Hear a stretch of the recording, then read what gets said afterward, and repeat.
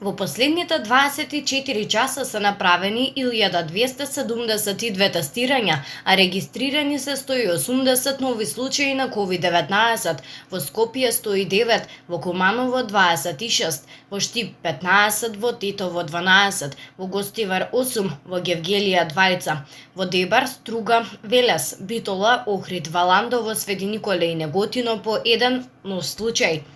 На клиниката за инфективни болести и фебрилни состојби почина пациент од Куманово на 52 години, лекуван на клиниката од 30 мај. Во градската општа болница 8 септември почина пациентка од Скопје на 68 години, хоспитализирана на 29 мај. Денеска Институтот за јавно здравје бележи 11 оздравени пациенти, во Скопје 6, во Прилеп 1, во Велес 4. Досега во земјата се направени вкупно 34.386 тестирања на COVID-19.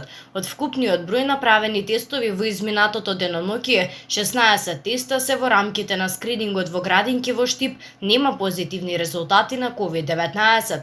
Вкупната бројка на ковид диагностицирани во нашата земја од почетокот на епидемијата изнесува 2790. Бројката на оздравени пациенти е 1632, на починати е 149, а во моментов бројот на активни случаи во земјата изнесува 1009.